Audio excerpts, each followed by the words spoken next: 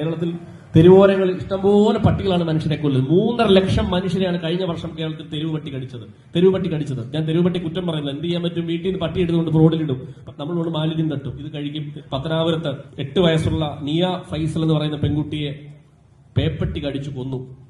നിങ്ങളുടെ വീട്ടിൽ 8 വയസ്സുകാരി പെൺകുഞ്ഞുണ്ടെങ്കിൽ ഈ പേപ്പട്ടി കടിച്ച് മരിക്കുന്ന എങ്ങനെയാണ് കണ്ട് കാണണം. അതിക്രൂരമായ മരണം. അങ്ങനെ ഒരു കുട്ടിയാണ്, 8 വയസ്സുള്ള ഒരു കുഞ്ഞിനെയാണ് നിയ ഫൈസൽ എന്ന് പറയുന്ന 8 വയസ്സുകാരി കുഞ്ഞ് റോഡിൽ സ്കൂളിൽ പഠിക്കാൻ പോയ സമയത്ത് അതിനെ പേപ്പട്ടി കടിച്ചു.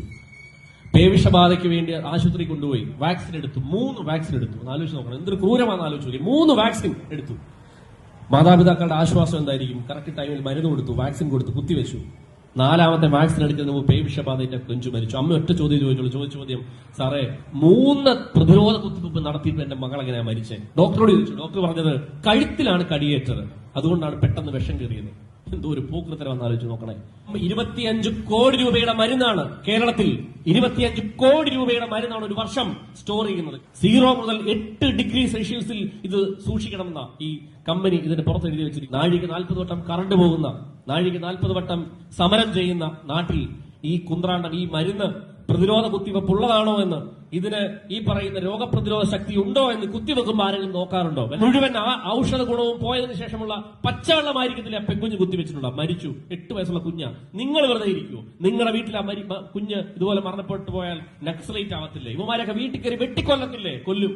എന്തുകൊണ്ടാ? സ്വന്തം ചോര പോണോ? ഇത് പൊടിയണം. ഇതുപോലെ ABC പദ്ധതി എന്ന് പറഞ്ഞ പദ്ധതി ഉണ്ട്. എന്താണ്? വന്ധീകരണ പദ്ധതി, പട്ടിയെ വന്ധീകരിക്കാൻ. ഒരു വർഷം മുമ്പ് ഞാൻ കണ്ടതാണ്. കൊല്ലത്ത് കോർപ്പറേഷൻ വന്ധീകരണ പരിപാടി നടത്തി. ABC പരിപാടി. പട്ടികളെ മുഴുവൻ കോർപ്പറേഷനിൽ നിന്ന് പിടിച്ചോണ്ടുപോയി. എന്തിനാ? വന്ധീകരണം നടത്താൻ. കുഞ്ഞുങ്ങളുണ്ടാവാത്ത രീതിയിൽ, ഇതിന് ജനന പ്രക്രിയ നടക്കാത്ത രീതിയിൽ പട്ടികളെ സർജറി ചെയ്തിട്ട് തിരിച്ചുവിടും. ഒരാഴ്ച കഴിഞ്ഞ് പട്ടികളൊക്കെ പുറത്തു വിട്ടു. എല്ലാ പട്ടിയുടെയും ചെവി പിടിക്കുന്ന ഒരു ചെറിയ സീലുണ്ട്. എന്താ സീലിന്റെ അർത്ഥം?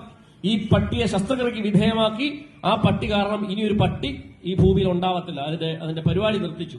അങ്ങനെ ചെവിയിൽ ഈ സിഗ്നലുള്ള, ഈ ചെവിയിൽ വന്ധീകരണം നടത്തി, കോർപ്പറേഷൻ വന്ധീകരണം നടത്തിയ പട്ടി ആശ്രാമത്ത് റോഡിൽ 10 പ്രസവിച്ച് കിടന്നു. അറിയാമോ? ഇവന്മാർ പിന്നെ ആരുടെ വന്ധീകരണമാണ് നടത്തിയെന്ന് ആലോചിച്ചു. മറ്റേ ചെവുകുറ്റി അടിച്ചു പൊട്ടിക്കണ്ടേ? വന്ധീകരണം നടത്തിയ പട്ടി 10 പ്രസവിച്ചു. മനോരമ റിപ്പോർട്ട് ചെയ്തിരിക്കുക. ഇതിന്റെ ചിത്രമടക്കം. ഇവൻ പിടിച്ചോണ്ട് പോയിട്ട് എന്താ ചെയ്തതെന്നറിയാമോ? ഇവൻ പിടിച്ചോണ്ട് പോയി ചെയ്തത് ഈ പട്ടിയെ ഇവിടെ സൂക്ഷിച്ചു. ഒരു പട്ടിക്ക് വന്ധീകരണം നടത്തണമെങ്കിൽ ഡോക്ടർമാർ വേണം, ചികിത്സാ സംവിധാനം വേണം, ശസ്ത്രക്രിയ സംവിധാനം വേണം. AC റൂമിൽ സൂക്ഷിക്കണം ഈ പട്ടികൾ. അറിയാമോ? ഇതിന് ഭക്ഷണം കൊടുക്കണം. ഇത് കൊടുക്കാതിരിക്കാൻ വേണ്ടി ഈ പട്ടികളെ ഇത് കൊണ്ടുപോയിട്ട് ഇവന്മാർ ചെയ്ത പരിപാടി എന്ന് പറഞ്ഞാൽ 500 പട്ടിയെ പിടിച്ചുകൊണ്ട് പോയിട്ട് 150 പട്ടിക്ക് ചെയ്തു.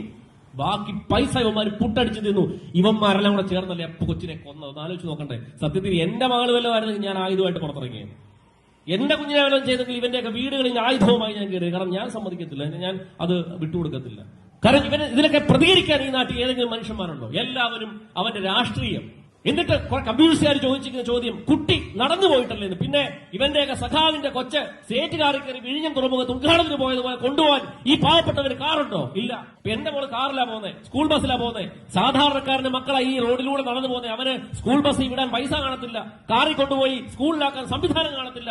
സാധാരണ സ്കൂളിൽ പഠിക്കുന്ന പിള്ളേരെ തെരുവ് പട്ടി കടിക്കുന്നത് ഇവന്റെയൊക്കെ പിള്ളേർ. ഞാൻ ഇന്നലെ ചോദിച്ചു, ക്ലിഫ് ഹൗസിലേക്ക് ഒരു 5-6 പേപ്പട്ടിയെ കൊണ്ടിട്ടാൽ എങ്ങനെയുണ്ടെന്ന് ചോദിച്ചു. ഇവന്റെയൊക്കെ പിള്ളേരെ കടിക്കണം. വോട്ട് ചെയ്യാനായിട്ട് പോയി കുത്തി കൊടുക്കും. ആലോചിച്ചോണം, നിന്റെയൊക്കെ വീട്ടിലും ഇതുപോലെ പട്ടി കയറും. ആർക്കൊരു പ്രശ്നവും ഇല്ലല്ലോ, ഒരു സംസാരവും ഇല്ലല്ലോ.